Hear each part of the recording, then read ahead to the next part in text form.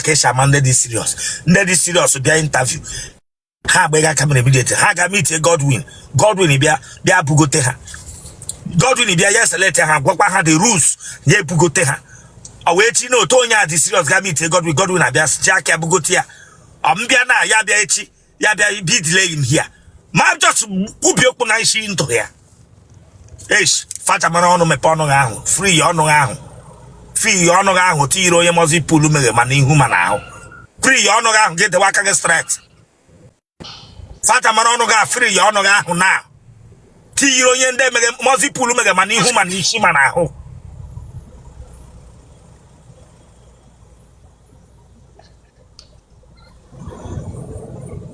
Let all the knock and then eje nya akwukwo paper ticket pool. Unye riri. Ure phone ante wana lage piloto ke lara maso.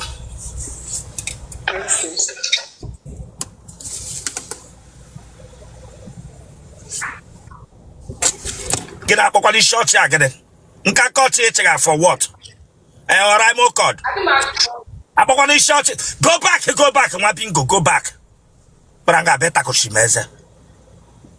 Utoshi tachaho. Branga beta ko shimeze.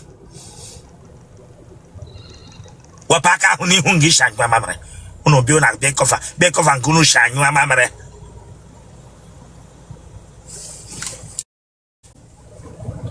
Alright, mo brother kwa gana ho. Opera no kwa gana ho opera. Opera no kwa gana ho. You think I'm joking here with you? You think I'm joking? If you got a kushkeze, na joking at church, I will bring you down here.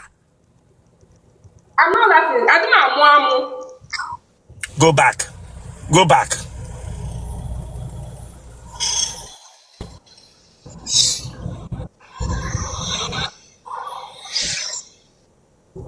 Turn on.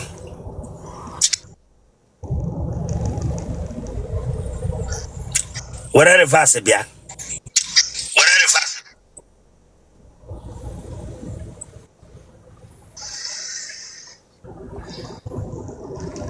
Look at when they anything, nothing. No ara, no ike. Yeah? Yeah, it has ceiling, a POP jarolo. Yeah? When hara nothing, Gadina ma I just know, ye no table edge and yellow machine. Gadina ma knock a bench, anano, meeting. Le mania front to turn le mania front to my bingo. Turn le mania front to Chile Cabagoko. Orukodo, diabetes or tala hole tetra. Le mania front to Chile Cabagoko, my bingo. Pata no lotish ye hanga. Let me see ye hanga and Zeja hanga apa. Look at.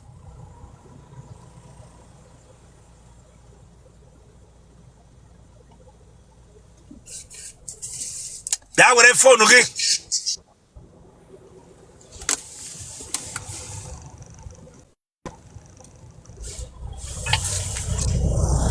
Would I clean a screen phone now? Would I clean a screen phone now? Clean air. No t-shirt. Ishi beans. Bella interview. Ishi beans is there for le. Ishi beans is there for le. You get 26 next month. Phone guy on a recording. You up on a recording on a meko. I'm on a recording. Jide Naka. Where did they go, man? Ishi beans well a yamro. 2000. You want your ben? Ben Anambra. Oyi. Ben Oyi. Ogunike. Ben Ogunike. Amawa. Ben Omawa.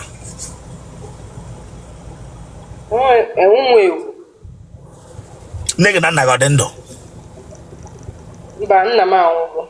Chai, don't know. Half orphanage. orphanage. Gịnị gburu nna gị? Enwekwa m ike ịkọwa o. Ọnwụ mkpọchi ntị sha. Ewu, ọnwụ mkpọchi ntị. Ele otu o si mee? Atere m mpe mgbe ahụ, amara m.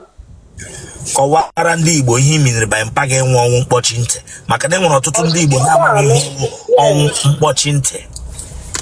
Like ọbụla the kind of person na-anụrụ nwunye okwu sometimes, so Ọ na-anụrụ mmadụ ụka ihe ọbụla o kwuru ka ọ na-achọ ime. yeah. Ọnwụ ekwu anụghị na family. Ọnwụ ekwu anụghị.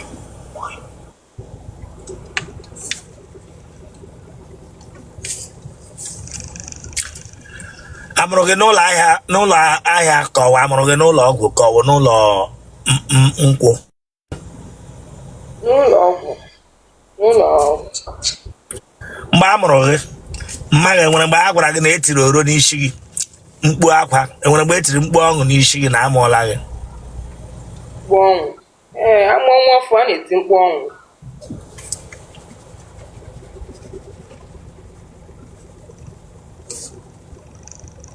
Pantị gị ọ dọkara adọka? Mba.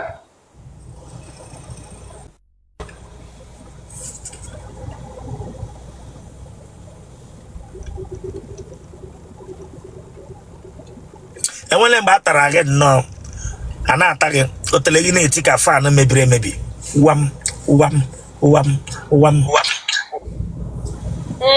Ọ na-eme sound ma amara m ka o si, amara m dịka sound ọ na-eme. Nka m tinye na-enụ ahụ ya wam wam wam wam wam wam wam wam. Ọ na-eme? Ọ na-eme. Okay. Otele aka abụọ, aka ụkwụ na aka na-aba n'ime.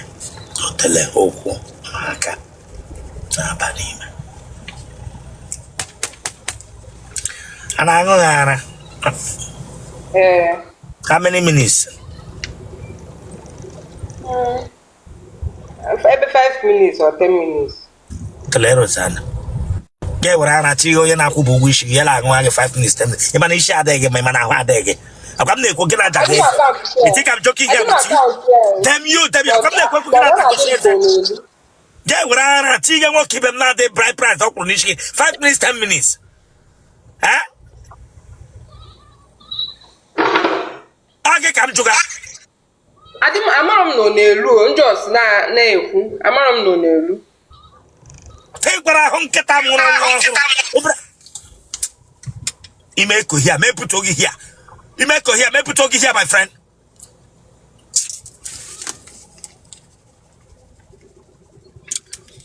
Ojara Emogo Nalibo one. Ajo Noginike. Kita honoro. Ana Oshirike. Mba, ọ dị soft.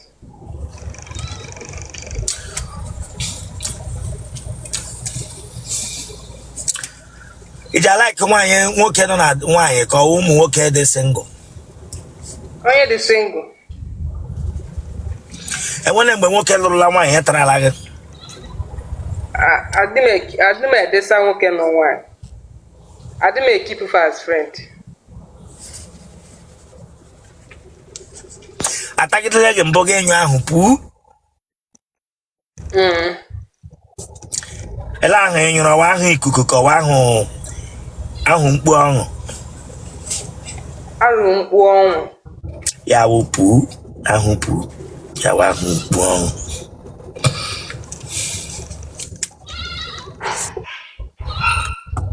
Enwere mgbe atagidere gị mamịrị aba gị n'ike.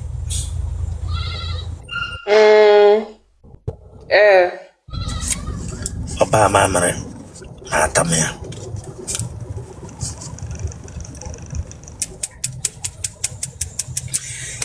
Ị ṅụọla mmiri amụ nwoke mbụ? Mba. Ị ji alaiki irigoro ka ị ji alaiki ka a nọrọ gị n'elu? nna like kwa ka ọnọdụ m n'elu. Na like iri gro ke na like ka anọrọ gị n'elu Chineke agbaghị ọkụ. Nna like irigoro. Monkey bara na nwanyị, monkey ụmụ nwanyị, monkey ụmụ nwanyị. Kebishina watch him. Anambra. Ị gara ụlọ akwụkwọ mahadum? Mba, agara m. Gịnị ka ị na-arụ? Nna arụ ọrụ isi nne. Oshite nwanyị mama put. Gịnị onye bi? Ọ bụrụkwa mama put. Them your mama put ka ewo. Oh mama put ka ewo. Ọ onye mama put ka ewo ka bịa nga ya nwa aka mama put. Ishi anọ isi eyita galik ewepụta. Lotu isi ji kwu isi jinja yela galik egbutu. Nwa bingo. Wepụ aka n'olu gị isi bisi. Wepụ aka n'olu gị. Bregwa m sawo kwa mama put. Nwa bingo. Onye be taga na onye ahụ Otele ga-eshi wa nwụrụ ọkụ. Ịbara nga abịa gwa m sawo kwa mama put. Bokishe zege. Asige bokishe zege.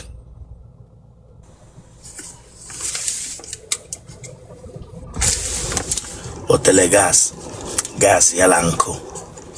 Anwụrụ ọkụ nkụ yala Otele gas. Ranga begwa mawo mama put. Mana nwoke bịa gị nso na ga-eshiwe gas ma nwa nkụ onye riri. Man, and when him and I got figuring in Nagadeshi, gas, but unconco. Part of your body, Gadeshi, Mazo, as DJ, she Branga best him no mama put. Branga begum saw mama put.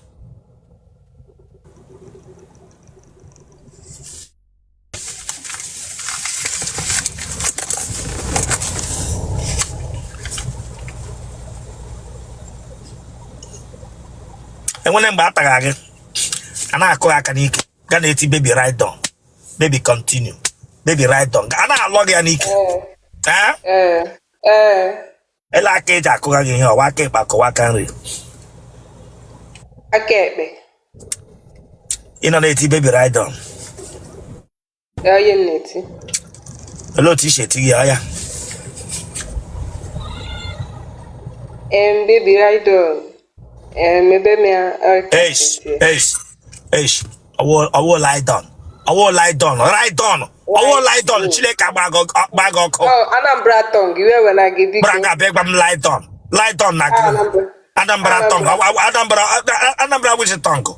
Baby, lie down. You keep Braga be lie down. You when I get. Sorry.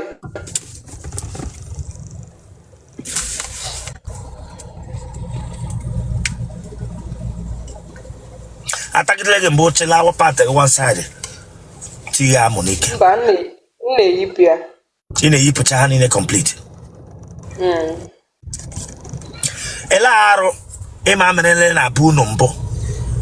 The mad hapataho, Banaka, Elaro Waro, Menelena, Ubin Nage, the mother Baranaka, say chai. I got to her, I gave me my car. And when you're on a family, you know. Ebe eligwe baburula. Bonwera.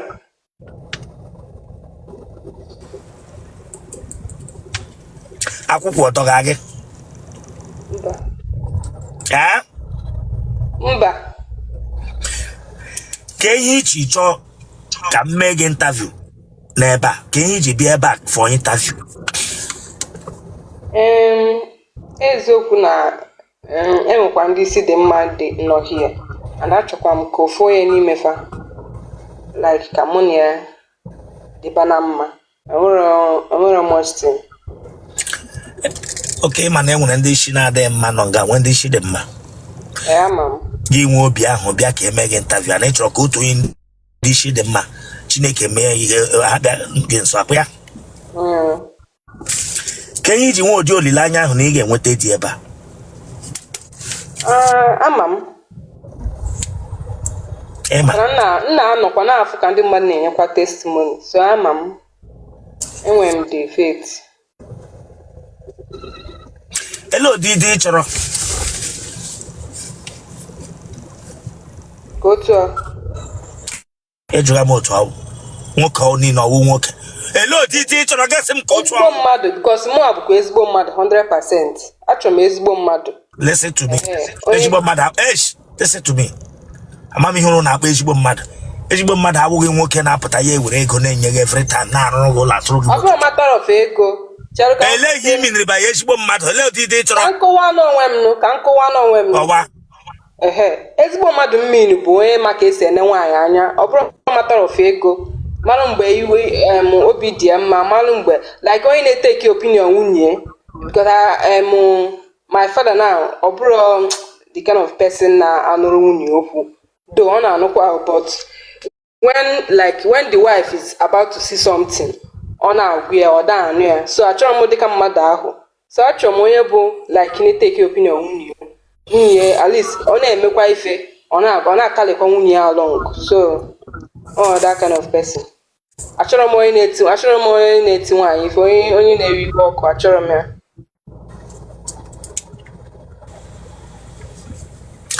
Eme onye mpaghara anyị na-ekwu okwu ya bụ Na mamịa? Ama m ya. N'ụmụnne m niile m ka ọ kacha wee like, so ama m ya. Like ama m ya, but mpe ndị 11 years gbọọ. ụmụnne gị ọ dị ole? I disease. Akwa ịma na ihe ọbụla m mere ebe a ga-aba na soshal midia niile m ga-adị iru mewe gị interview. Mebe? Enwere mgbe ara gbara gị? Ị na-ekpe ụka ka ị na-eme ọdịnala? Ụka.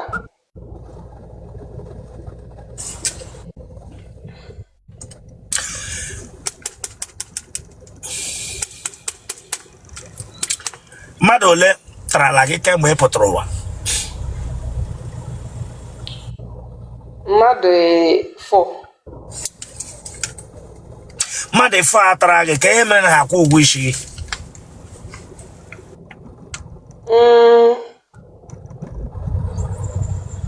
Onwekwa mostin like ofu onye na outside ọwọkụlọ mụ na ya. So the other 3 people, okay, ofu bụ my baby father, sha. Then the two of them ọwọkụlọ mụ na fa. Okay, mụọla nwa? Yes. Ụmụ ole ka ị mụrụ?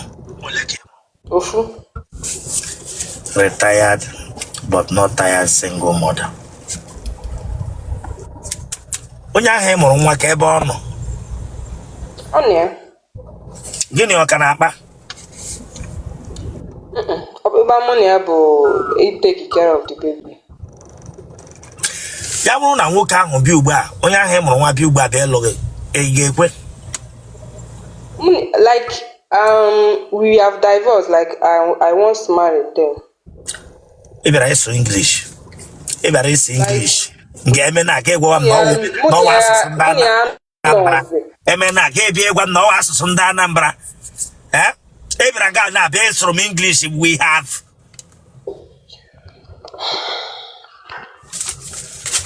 Onye anaghị mụrụ nwa, ọ kwụrụ ụgwọ isi gị dịka nwaanyị ewu. Ya ka m na-akọwalụ gị, yes. Ka ihe mere na iji si na be nwoke ahụ pụta bịazi ugbu a ka eme gị interview ka ị nweta di? Since mụ na ya nọ, mụ na ya ebiro, like anọ m na buy more both their female, not to buy more than one, not to buy all this while. So I brought the kind of thing uncholo onwem, so I have to return the bride price, sha. Chere, the man no nwe ya ọ bịara kwụ ụgwọ isi gị gbaa nkwụ gị ka ị si alụ di? Adị m ime, so because of that ime ndị ka o ji wee bịazie bịa mee small thing. So after ka m mụchazi nwa, ebe bịa wechiazie the ego. I don't understand. After ị mụcha nwa ọ bịara complete a bride price gị? Like o mee ego na o mee ego nwaanyị. Papa mi maka na ego nwaanyị. Eko aka na. So ka o mee. So mụchazie the nwa wechiazie the ego. Emotara nwa ha ye weghachi dị ego ebe gị nwa weghachi dị ego Return like we now return the money, like return is the bride price now. that means Coming. listen, that means onye akwụọla no bride price again na ọ kwụrụ ụgwọ isi gị Ya ka nna akọwala gị, yes. that means agbara nkwụ gị logo esi alụ nwaanyị Agbara nkwụ. listen ịlụ nwaanyị wo bride price o every other thing wo party.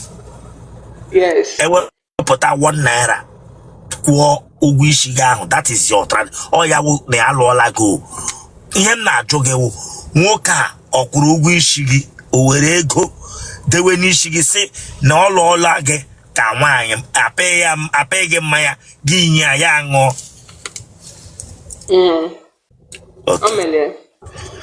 Ebe o mere such a thing ka ihe meziri a continue with that marriage after ị mụtara nwa ga-epụta na marriage ahụ. Ihe ka m na-agwa gị na even mgbe m dịgodu dị ime na baị ka m nọ, so mụ kwado nwa na baị ka m nọkwa. So along that line I was like ịdị na-agwa ya ka alpha ka ihe mụ na gị na-eje ịmagodo aka kind of 18 ọ dị nonchalant like and you know my people adụpụrụ na mma, so ya ka m bịa reason sense mba ka m ya gabala onwe ya, so onye nwe ya. I don't understand. Onweghị ụlọ ka onweghị ebe ọ na-ebi, onwe ebe ọ na-ehi ka ọ gịnị? O nwere ụlọ. Okay, then ebe o nwere ụlọ, how come ịmụrụ nwa gịnị ebighị and ọ kwụọla ụgwọ isi gị gịnị ebighị n'ụlọ unu ka ị nọ? Ka ihe wụ de koko ọ dị ka ụtọ ịmụọla nwa akwụọla ụgwọ isi gị or because of na omehu white wedding ka because ọgbahụ ị chọrọ ka eme big marriage. Ngwa ka nkọwazialụ gị mgbe ndị dị ime onwere ọchịchị onwere ego like then you know even get a rooms onwere ụlọ like ebe ọ na-aralụ na nke, so I have to now stay na my father's house, so ebe a ka m nọzi. So mgbe ego dịbazi batabazi aka ka ịmago ọ na-emezi some kind attitude, so mụ na-emekwa ka m bịakwa ya close nyewa na-emezi ọ dịzie ka sif na it's okay ọ na-eme it's okay imele mmemme understand m chọrọ ime because achọrọ m ịma some of you nwere ike nọ na ji unu abịa here in the name of unu bịara ịchọ ka eme unu interview na-aga ntị imele m ka m understand ihe ị na-ekwu. Ọ ya mere m ji na-agwụjụ gị ihe a na ka ọ ghara ịwụ na m gara akpọrọ nwunye mmadụ na kpa ego onye ọzọ mee interview. Now bride price that guy kwuru n'isi gị him the after I return all to the guy. I return gị since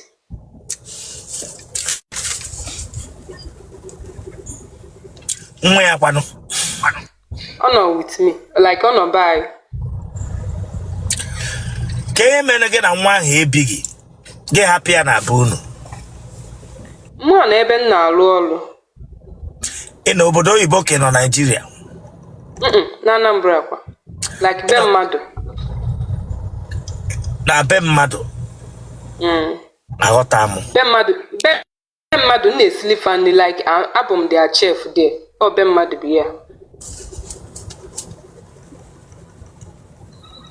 mana ị na-aga ahụ nwa gị? na-aga ahụ ya bụrụ na nwa okorobịa ahụ bịaghachi ugbu a bịa ka ọ lụọ gị ị ga-anabata ya? A na-emezi ihe emezi. Nwa okorobịa ahụ bịa kịta na ọ chọrọ ịbịa kwụ ụgwọ isi gị kịta na ọ chọrọ ịbịa ka gị na ya nọrọkwa dịka di na nwunye asị onye mụrụ ya nwa, ị ka ga-anọ? because o nwere rules o nyere m mma na-eme nwụrọ. Ele rules ọ gwara gị? That na m ga-cut ndị buy off na before nye ndị buy ego na m ga-agwa ya like onye ebe dị ya onye Anambra kwa. Okay. Mmadụ a na-atarala gị na ka eme mmadụ a na apart from ya nwa kwụrụ ụgwọ isi gị weghachi ka eme na ndị ka ọzọ ahụ nyanwa bụ the last person since ya enwebeghị m onye ọzọ. Okay. How many years ka ị nọ na enwebe nwoke? Going to 2 years now. N'ọlụ taa nwaanyị ibe gị abịa iduba gị na nwaanyị gị na-eme ya I do make keep different. ị nwere ihe ụmụ nwaanyị na-eji awụ n'ike Enwere m ya. ị na-anụ ụtọ a Otele agụwa gị ga-ewere aka gị na-emetụ onwe gị Adị m etinye uche m ebe a.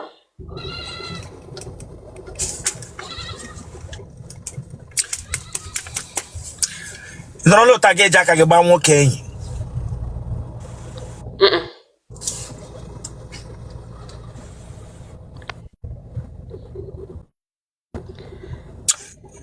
enwere mgbe ị nọ na bed ehi gị ụra gị dị na bed ga were fan weta n'ihu ikpughe ụta gị bọ ya ike gị brit na-ekuba gị n'ike Ọ dị ka okay ele okpe isi nọrọ mbọ ihe ya ejagara ya aja ihe ka ejọs n'ọkwe kwe ya echebe m ilu n'elu wee mepezie ya. okay nwa agbọghọbịa Otele ya na-ebe ọkụ Otele ike na-ebe ọkụ ovum Otele mmiri ara ọ na-agba gị n'ara Mba. na that family isi na ya gwa m arụ ọ ihe ọwụla awụ ihe ọjọọ ha na-aga achọ ka ibubatara ha ya wụ na ịchọ nwoke ọzọ ị na-aga elu ele ihe wụ nsọ family ahụ ihe wa arụ na family ahụ Na family be nna m. Anyị nwekwa nsọ. Unu enweghị ụlọ asatọ unu enweghị anya na-akpọ arụ n'obodo nna gị Alụ. ihe ọ ga-awụ ime ya wụọrọ gị arụ ma as a person nọ n'ezi ahụ ọ onye mba bata ya mee ya idine nwanne gị mebi ịmalụ idine like ọ bụ na gị na idine nwanne gị nwoke ịmalụ alụ ka ọ bụ ịgba n'iro na be nna gị awụghị arụ akpụ ya ikebada side alụ ka ọ bụ ke ihe na zekwu ya na ịgba n'iro abụghị arụ na be nna gị sị m na ọwụghị arụ nna ajụ gị ajụjụ onye ọbụla nwere alụ nọ na be nna ha nke a general one ị na-ajụ m the many onweghị general one na ọwụ enwere sọm obodo nwunye ha gbaa n'iro ọwụghị arụ ezigbo alụ ka ọ bụ n'obodo anyị good enwere ndị n'ala Igbo nwunye ha gbaa n'iro ifụ ha na-eji nwunye ha emere enyi ha nwoke ọbịa n'ala Igbo anya ị na ihe na-agwa gị na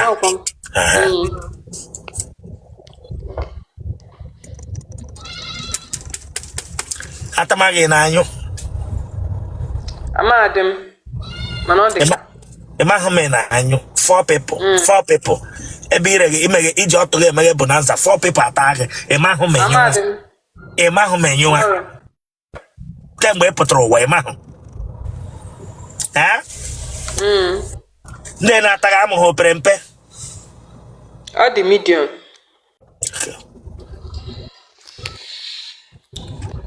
ele ụdị mgbe ị na-eti ma ha atamaghị adị m eti okay kwechiri dị na nwaanyị na-anyụ anyụ genotype gị blood group gị O positive ịwa ọchịchalị ya kwa izu ole ike ịwa ọchịchalị ya mana ịdị wicked come on subscribe for that place so can subscribe or Chineke agbaghị ọkụ subscribe or like ya gị share ya ọwara ya agbaghị ịwa ọchịcha ya gị gba nkata gị just know what ya takushie eze gị for what subscribe or for this place Chineke agbaghị ọkụ ngwa gee ntị buru ya n'obi na most men nọ here nwere ike bịa to you because akọla nga ya ahụ na amụrụ a kind of brain ị nwere and ị nwere obi gị dị free nwoke nwere ike bịa to you now ya agwawa gị na ọ hụrụ gị na ya ọ chọrọ ịlụ gị na-ege m ntị na buru ya n'obi na most men ga-eji international number akpọọ gị some of them anọ obodo oyibo some of them anọghị obodo oyibo ị na ya na some of them nọ Nigeria ka ị ghara iche na ị nwetara onye n'obodo oyibo some of them nwere ike akpọ gị agwa gị na kọntena ha na-abata lee ego dị ụta ọwụ na anaghị ka m na-agwa ụmụ nwaanyị niile n'ebe a